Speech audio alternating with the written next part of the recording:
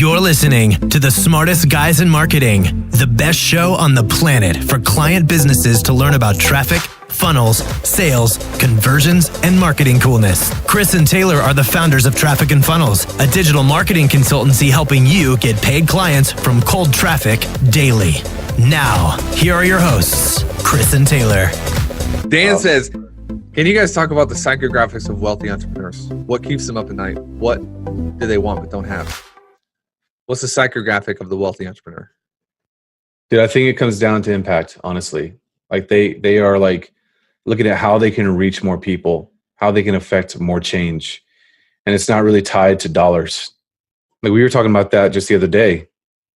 We need to be reaching more people. We need to be writing more. We need to be speaking more.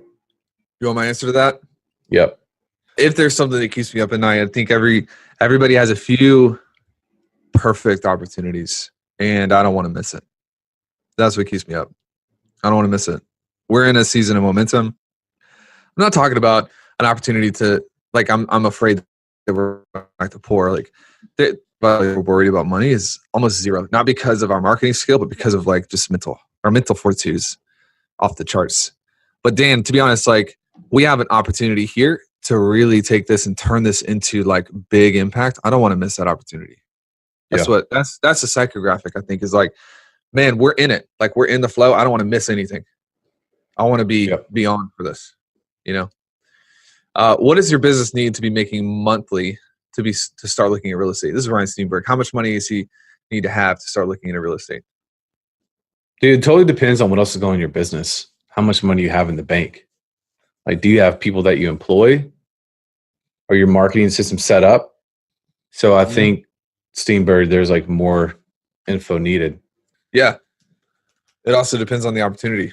If you're at the place where you're like, man, I've got $250,000 in cash in the bank account and that will last me a year, I think it depends more on that. Like, get to 6 months where you don't need to make more money. 6 months would be the baseline, I think. And then you probably are in a position where you can afford to put some money elsewhere. Yeah. From a wealth building strategy, how do you personally weigh opportunity costs of funds, mental bandwidth, et cetera, in evaluating investment opportunities or business partnerships? You want me to hit this one first? Yeah. Again, opportunity cost depends on how much money you're making or how much fulfillment you're getting. You have to have two things when you're talking about opportunity costs. The first is, what's the opportunity of going over here? The second is, what is the opportunity of going over there? And then you compare them, and the loss is your cost. Our opportunity cost might be a little bit different, but I'll give you an example. Me and Chris called me out this morning, which she loves to do, because we just did the Wealth Secrets book. It's really successful. I think it's more successful than I thought it was going to be at the beginning. People are loving it. And this morning, I'm spending my time on the phone with Chris and Tommy trying to figure out a podcast thing. It's not my job. And that someone else is already running with. And he's like, why are you doing that? Like, you could be spending time writing more content or coming up with new ideas. Dude, the opportunity cost is insane. You got to know what the runway is for what you're doing and then compare those. Anything you would add to that, Chris? Yeah, I would just say, like, it can end up being tragic to where we made this mistake last year. I don't think it was tragic because we were able to readjust, but we were just like a squirrel, man. Like any opportunity. We were just like, oh yeah, we should do that. Oh, that sounds good. Let's just do that. Yeah. And we weren't at a place in our primary business where we could be removed for 30 days and then just run. So I think if you're there in your business, that's when you start looking at other opportunities. And our business is very, very healthy now. We've got amazing people, amazing processes and systems where we can now start entertaining, other opportunities. One of them primarily being real estate. 100%. Matt, dude, this is a question for you, Chris. What on the mindset subject, what are your favorite mindset books or audios? Honestly, dude, I'm just like a big fan recently of Jim Rohn. So I'm going to give him a shout out. Jim Rohn, Ultimate Library, audiobook, his Ambition one. You can grab those on Amazon. So I actually have my son reading right now, the Mental Toughness book by Steve Siebold. It's good. What's he think? He loves it. He's 12. So, smart world. What about you? I think that's probably my favorite mindset book. It depends on what kind of energy you need, but energy is not just like, oh, I need more energy. You need to. It's like with food, like you don't just eat food.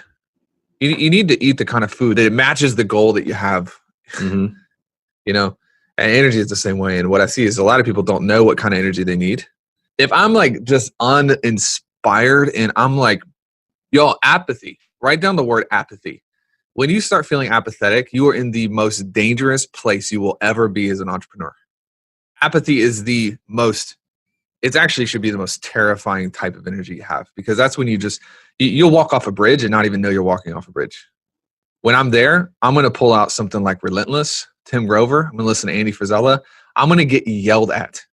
Yeah. And that's going to give me the darker kind of energy that's like, it just makes me mad. I'm like, that'll pop you out of apathy.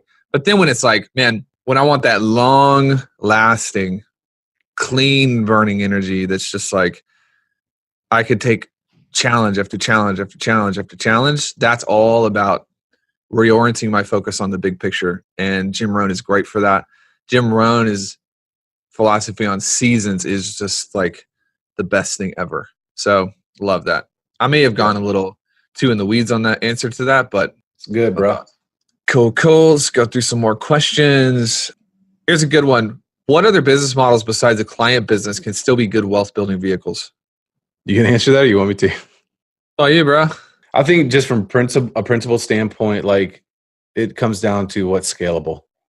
And so for me, the info publishing, that's what I have a lot of experience in. That's scalable. So I think that's a pretty solid business model in regards to like the frame and column of what we do here. Like I've never created an app and scaled that, but there have been really successful people that have done that, or just physical products on Amazon. Definitely. Mentor or books or actions that have been the biggest catalysts in your mindset shifts. Jay's been a big one. He's helped us a lot in terms of thinking long term, just getting outside of our own narrow distortion fields. In fact, he might be the biggest. I don't know about you, what you would say about that, Chris, but he's been a big one for me. Yeah, definitely a big one. Hella expensive, but definitely worth it. Yep. Alexis said, if you were to start a business today, what niche and skill would you focus on? Struggling to figure out an offer. Well, if it were me, like we would start helping people what we know how to do now. Which it's is so easy, man. Find someone who's got a pain and fix the problem. Yeah. Easy. So you might just need to ask some people, like, literally, what is it that you hate about your business? And then go figure that out, how to do it, and then do it for them. There you go. If you can mastermind with anyone, this is a great question for Chris, because Chris is a student of the greats, probably more so even than I am. If you can mastermind with anyone, I'm going to add this, dead or alive. Whoa. Oh my gosh. That just opens up a whole different world. I would say Albert Lasker, Claude Hopkins, John E. Kennedy, not John F. Kennedy, Eugene Schwartz. Basically all people that are dead. Gosh, dude. That's a great question. I'm getting a little tingly. It is a great question. Those are all great people. What if you just had to pick one, though? Just one? Yeah, just one, bro. I don't know, man. I can't pick one. I don't think I can do it. I would pick John Rockefeller. That's who I would pick. I'd probably pick Donald Trump. What has helped you build your mental fortitude the most? Specific sources, if possible. Stoicism has been a big one for me. Stoicism. I think also me and Chris come from like Christian backgrounds, albeit like not the healthiest of Christian backgrounds. But I will say there is something to be said for being a spiritual person and realizing that there are bigger things in your life besides one client asking for a refund. In fact, most of the issues you have are because you have zero perspective on the fact that, like, dude, money is not going to last. Like, you want to be a good steward of it.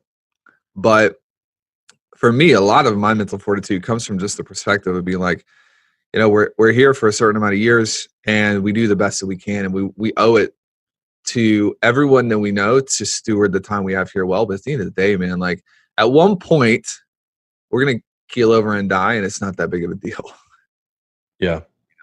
A lot of fortitude. I mean, on that note, there's so much wisdom in the Bible, which we both read. Probably me more than you, but I don't read it. I memorize. So oh my whatever. Gosh. Yeah, that and just going out and taking action, doing it, experiencing the problems. And we just get beat up all the time. Yeah. All the time. The more you get beat up, the more it's just like, man, you just get stronger. You break a bone and the bone regrows. But I think the problem is like most people are so juvenile in that they break the bone and they will literally never climb the tree again. They get in a car wreck, they will never get in a car again. And so you don't have time to heal. Like you don't actually Or they get a scratch.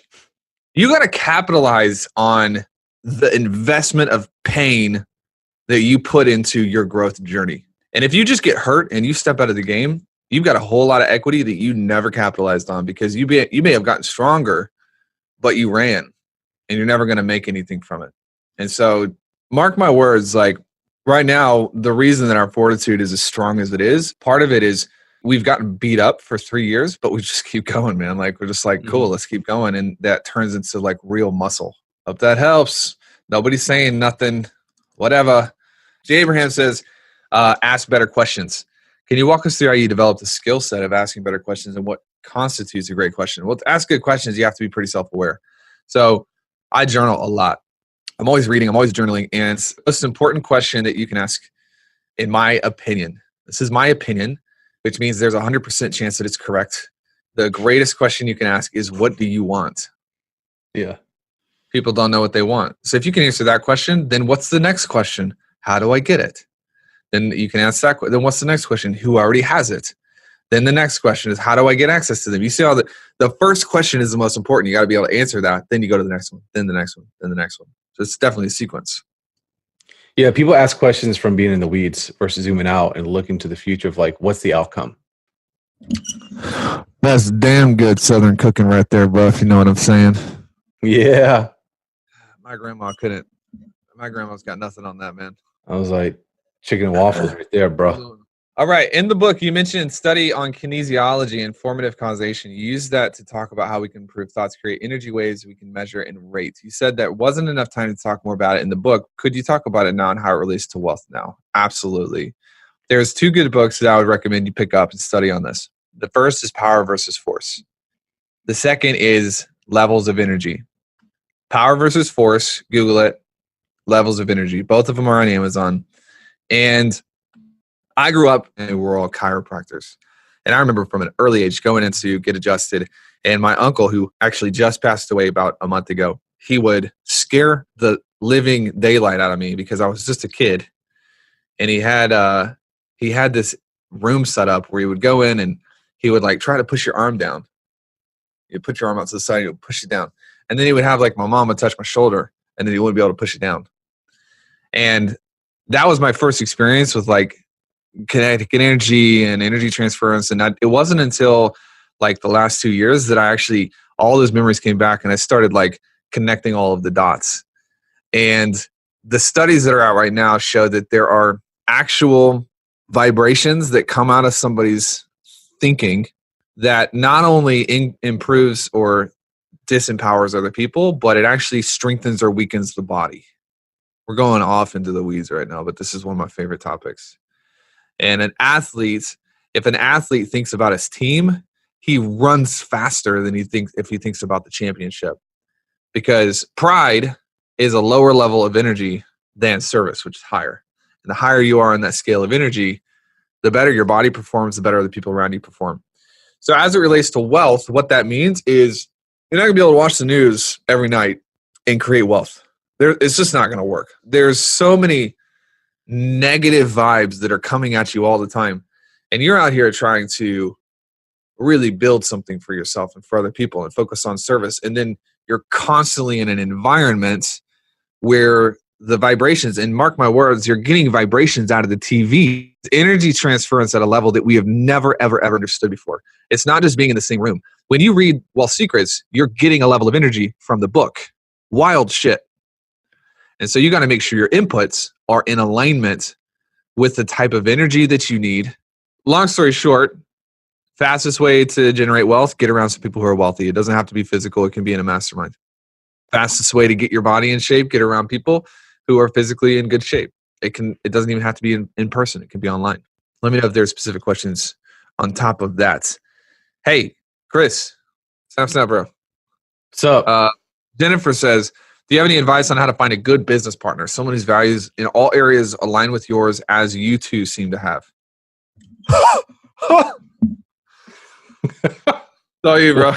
Dude. What was that? No, we do align on our values, but we argue all the time. We're always getting into it. I think that you have to find someone who is working as hard as you, has as big as vision as you, and then obviously, the values is important. I think where people make the mistake in getting a partner is they settle with someone who just doesn't have the pace and speed, the same as they do. So that's where when I first connect, because I've had partnerships in the past that weren't good. I was the one that reached out to Chris, and you didn't want a partner. Remember that? At first, yeah, I didn't. So I was like, dude, this guy's successful. His clients are bigger than mine are. And he was like, eh. So I just went on and did my own thing. And I was making more money in a month than he was in a year. And I was like, bro, you want to change your mind? You want to change your mind, Bobby, bro? Here we go. Oh, man. Hey, another thought on that. I think there are a lot of people that are in partnerships, and you got to know when to hold them. Dude, you're laughing because it's true. Dude, just be honest. And when to fold them. Sometimes you know. Sometimes you know. And the most dangerous thing you can do is this weird sunk cost bias. It's like, if any of you are married and you're like, well, I hate this woman, but might as well stay with her because I've already invested the time and I don't think I can find anyone better. That's a horrible relationship. Yep. You don't want to do that with a business partner either. And so, when me and Chris get into a disagreement, we just battle it out. And there's a level of maturity there now that's just like, we're going to figure it out. And we might even disagree, but we're going to come to a place of unity for our team and for our people and our market. And so, but there are clients that we've had that's just like, this is the wrong person. And it's the wrong person and they know it's the wrong person. But you guys are just carrying on. That's not good either. True. Jim Rohn says, what are your thoughts on network marketing as a business vehicle? I think network marketing can be a great way to spread a message. But as someone who is a business owner, using network marketing is probably not the way to go. Like if you want to start a business in network marketing, no. You just can't control it. I don't think you have enough control to really be safe there. Yep. Jan says, what female thought leaders have your attention? Currently? Mm-hmm. I'll just think about it. Do you have anybody top of mind? Yeah, like the classics. Oprah. Just kidding, bro. Like, first thought that comes to mind is like, you got like Amanda Bond. She's a thought leader. I think she's killing it right now. You've got the big names, Brené Brown, Tori Doobie. We have some crazy like female rock stars who are making some waves. I do think though that, and this is going to be, I'm going to say this, even though there are probably people who are going to be like confused. I think that there is a significant gap for female thought leaders to step up and take some leadership. We need more of them. It's my opinion. We need more moms who are like fantastic leaders of their families, but they are also, to me, there's this, and it's not an equality thing. I don't think it's an equality thing. I think the opportunity is there. Sure, there are people that are like weird and sexist, especially out in North Carolina. But Wow. When it comes down to it, not a lot of guys understand how difficult it is to be a mom or a woman in today's day and age. And that gives you power. You realize that power comes from freaking being crushed. Power comes from resistance. Power comes from disadvantages. And women have had a lot of disadvantages over the last 100 years. Like they have. And so what that should be is that should turn into strength. And I think we're missing some powerhouse rock star female leaders that could step up and take it. And I don't know what the answer is because I'm not a woman and I don't really know outside of like encouraging and inspiring and empowering and making room, like I think it's something that we should talk more about. Yeah. I don't know what your thoughts think are. that, I mean, there's Chris doesn't people that care, man. All Chris wants is Missy to be cooking barefoot in the kitchen. That's all Chris cares about. Wow. That's not true, guys. I'm telling North Carolina, guys. It's dangerous. If you're a woman, don't move to North Carolina.